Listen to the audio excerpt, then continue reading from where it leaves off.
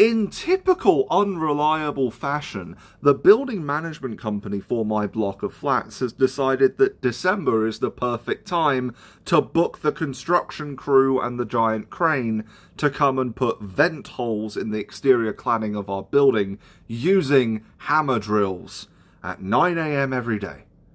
I asked them what their work hours are. It's 9 till 6 every day.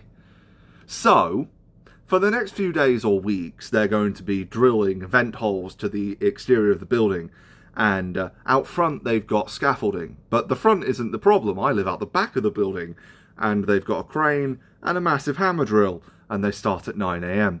Why are they putting vent holes in the cladding? You might remember the Grenfell Tower fire incident.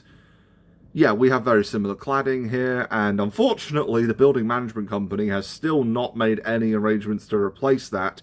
All they have done to bring the fire safety code up to code is they've replaced and updated the fire alarm system in the building, as well as they are adding vent holes in the case of fire, so it hopefully doesn't spread. I don't know how that works. I don't know how this is safe. All I know is the building management company, which is, from my experience over the last 4 years, kind of useless, is continuing to be useless. Last year, the lift in this building was broken for 7 months. 7 months. It was broken for more of the year than it was working. And that lift is vital for certain residents that live on the 5th and 6th floor, because they have mobility issues. They can't use the stairs. In the case of fire, they actually wouldn't be able to get out of the building. The reason I know this is because while that lift was broken, and because I seem to be home way too often, I'm the guy who ended up bringing their shopping to their flats. Because the delivery drivers aren't going to go up 6 flights of stairs. No, they just abandon everything by the front door and wait for the resident to collect it.